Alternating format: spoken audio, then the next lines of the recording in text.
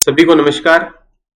दोस्तों, अगर आप भी केमिस्ट्री से जुड़े हुए हैं, केमिस्ट्री के ही एग्जाम्स की तैयारी कर रहे हैं और अगर आप लोग भी इस जेएसओ जेई एग्जाम की तैयारी कर रहे हैं या आगे भी किसी भी एग्जाम की तैयारी करना चाहते हैं जो कि केमिस्ट्री से संबंधित है, तो आप हमसे जुड़ सकते हैं। हम लोग उसकी तैयारी भी कराते हैं, साथ में जो आपको उचित मार्गदर्शन है कि कहाँ से एग्जाम के अंदर क्वेश्चंस आएंगे, वो सब चीजों से भी हम लोग डील करते हैं। टेस्ट वगैरह भी कंडक्ट कराते हैं, हमारा एक एप्लीकेशन भी है, आप उसको जाकर के भी चेक इन कर सकते हैं। अब देखें, यहाँ पे हम लोगों ने कल छोड़ा था आदि गंगा क्लीन मिशन पर, हम लोगों ने उसको छोड़ा था, रिवाइवल प्लान था, उस पर छोड़ा था। तो आज हम लोग वापस से गंगा एक्शन प्लान, जैसे कि मैंने लास्ट में बोला था, उसी से हम लोग शुरुआत करते हैं। गंगा एक्शन प्लान जो है उसको सबसे पहले देखो, यहाँ पे एनएमसीजी का नाम है। एनएमसीजी क्या है? National mission of clean Ganga, on clean Ganga, ये है हमारा NMCG, national mission of clean Ganga.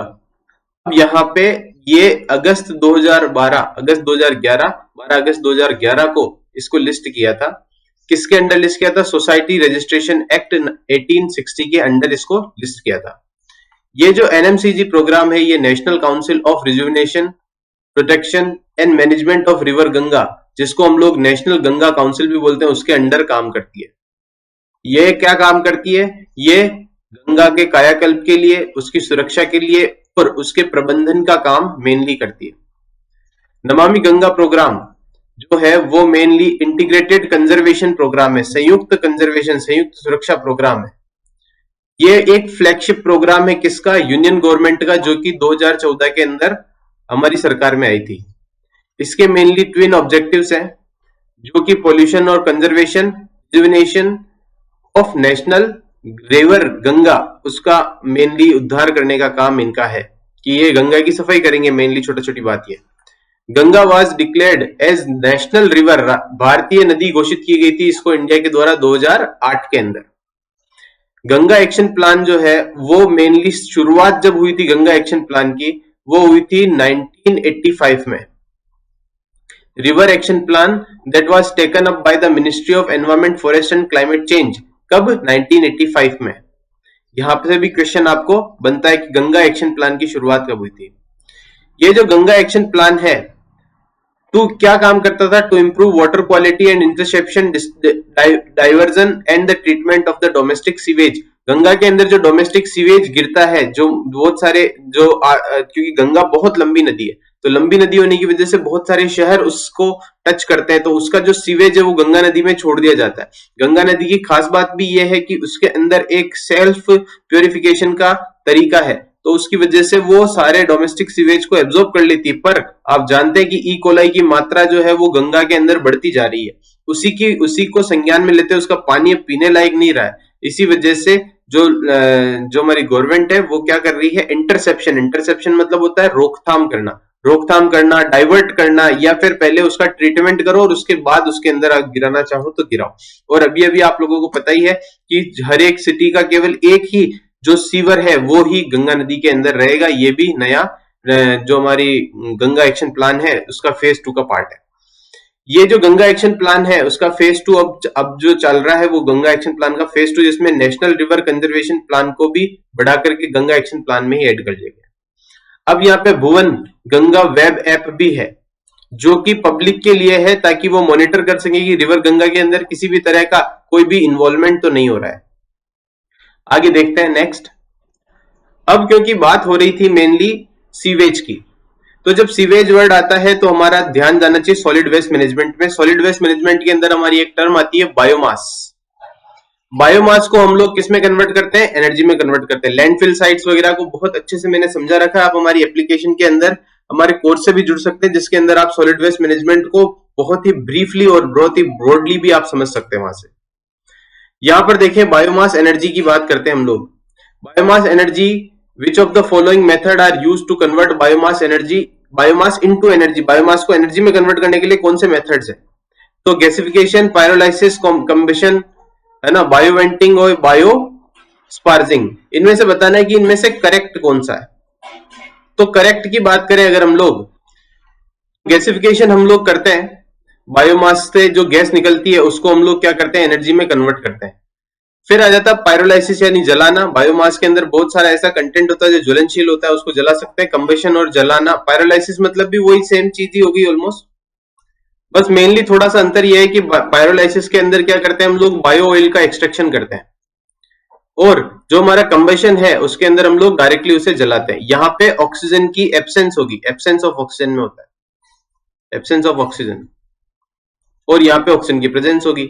ये जो बायोवेंटिंग और बायोस्पार्जिंग है, ये मेडिएशन का प्रोसेस है, तो इसके अंदर आप लोग इसको ऐड नहीं कर सकते, बायोमास एनर्जी में ऐड नहीं कर सकते। नेक्स्ट बात करते हैं, क्वेश्चन नंबर 29 आ जाता है, क्या है, consider the following statement regarding United nation climate change conference COP 26। COP 26 कब हुई है? COP 26 हुई है हमारी 2021 के अंदर। कहां हुई है? ग्लासगो में हुई है, इसीलिए यहाँ पर हर जगह आपको ग्लासगो ग्लासगो दिखेगा। Glasgow climate pact, Glasgow climate pact की क्या खास बात है? It was signed to reduce non carbon dioxide green house gas emission, including क्या क्या है उसके अंदर, मिथेन भी है, कि नॉन कार्बन डाइऑक्साइड, देखो, reduce non carbon dioxide green house gas emission. अच्छा, ये ऐसा क्यों है? क्योंकि आपको पता है कि जो कार्बन डाइऑक्साइड है वो एक तरह का पोल्यूटेंट नहीं है ना, बस उसकी जब मात्रा बढ़ जाती तो वो ग्रीन हाउस गैसेस के लिए रेस्पॉन्सिबल होता है, ग्रीन हाउस गैस के लिए इंपैक्टफुल होता है। पर उसके अंदर से भी जो मिथेन है वो 25% ज्यादा powerful green house emission gas है, जो कि ज्यादा तेजी से वर्क करती है, इसीलिए इसकी जो रिडक्शन है वो जरूरी है। तो बोल रहा है कि क्या ग्लासगो क्लाइमेट पैक्ट के अंदर ऐसा हुआ है? अब दूसरा जो क्वेश्चन है, India signed up the global methane pledge, क्या इंडिया ने भी साइन अप किया है ग्लोबल मिथेन प्लेज के अंदर? तो विच of the following statement given above is correct, तो इनमें से कौन सा सही है उसकी बात करते हैं।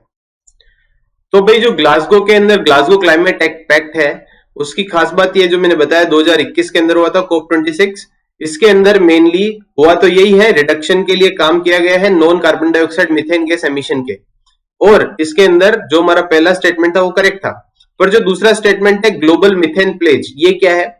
जो यूनाइटेड स्टेट और यूरोपियन यूनियन ने ये एक तरह की चालाकी करी है। क्योटो प्रोटोकॉल याद है? क्योटो प्रोटोकॉल से ही ये चीज चली आ रही थी कि सबको ऐसा पाबंद कर दिया जाए कि लोग एमिशन ही ना करें, देश एमिशन ही ना करें। तो उसके अंदर जो ग्लोबल मिथेन प्लेज है उसके अंदर 100 कंट्रीज को जोड़ा है, 100 कंट्रीज को जोड़ करके उनका कमिटमेंट लिया है कि वो मिथेन को कट कर देंगे, कितना? 30% तक, 2030 तक इसको कट कर देंगे। पर इंडिया के अंदर इंडिया ने अभी तक इसके अंदर साइन अप नहीं किया, तो सेकंड वाला जो क्या हो जाएगा, इनकरेक्ट हो जाएगा। क्वेश्चन नंबर 30 की बात करते हैं कि EPI, environment performance index. EPI की बात मैंने शुरुआती वीडियोस के अंदर भी खूब ज्यादा की है, कि जो ये ईपीआई है, ये मैंने पॉल्यूशन इंडाइसिस के अंदर भी मैंने आपको ईपीआई के बारे में समझाया है, और इन ईपीआई से किस तरह के क्वेश्चंस आ सकते हैं वो भी मैंने उस वाले वीडियो के अंदर रखा था, सभी के लिए मैंने ओपन किया था उस वाले वीडियो को। तो अब बात करते हैं हम लोग एनवायरमेंट परफॉर्मेंस इंडेक्स की। एनवायरमेंट परफॉर्मेंस इंडेक्स जो है वो बाइनियल इंडेक्स है। बाइनियल इंडेक्स मतलब 2 साल में एक बार आती है। ये क्या करती है? वर्ल्ड इकोनॉमिक फोरम के द्वारा आई गई है, पहली बात। अब एक स्टेटमेंट है, आपको इसमें सही चूज करना है। दूसरी बात है, डेनमार्क ने 2022 की जो ईपीआई रैंकिंग है उसके अंदर टॉप रैंकिंग हासिल की थी। India has witnessed a decline in its EPI as compared to its performance in the EPI 2020। तो 2020 के कंपेयर में 2022 के अंदर इंडिया की ईपीआई रैंकिंग घटी है, इसके बारे में क्वेश्चन आता है। तो अब देखो, आपकी बात करते हैं कि भाई कौन कौन से इसके अंदर से सही है। तो ईपीआई एक बाइनियल इंडेक्स है, ये वाली बात बिल्कुल करेक्ट है। दूसरी बात, डेनमार्क ने टॉप की थी रैंकिंग को, ये वाली बात भी करेक्ट है। तीसरी बात जो है, इंडिया की क्या खास बात है कि इंडिया ने 180वीं रैंकिंग, सबसे लास्ट 180 ही टोटल है, उसके अंदर सबसे लास्ट रैंकिंग जो है वो प्राप्त करी है। तो ईपीआई के सेंस में आ जाता है। अच्छा, दूसरी बात, जो ईपीआई का जो स्कोर कार्ड है उसकी अगर हम लोग बात करें तो इंडिया का जो स्कोर है वो है 18.9 इस बार। पहले 2020 के अंदर फिर भी हालत सही थी, 27.6 था। तो इंडिया ने 168 रैंकिंग थी 2020 के अंदर, और अब आ गई है 180वीं रैंकिंग। तो यहां से भी महत्वपूर्ण प्रश्न आपके लिए बन सकता है। नेक्स्ट बात करते हैं हम लोग, क्वेश्चन आता है थेरी डेजर्ट के ऊपर। थेरी डेजर्ट जो है उसके लिए आता है कि क्या ये आंध्र प्रदेश के अंदर सिचुएटेड है। दूसरा आता है क्या ये रेड सैंड ड्यून्स से बना हुआ है। तो यहां पर जो क्या करेक्ट आंसर है उसकी बात करते हैं। थेरी डेजर्ट जो है वो मेन तमिलनाडु के अंदर सिचुएटेड है।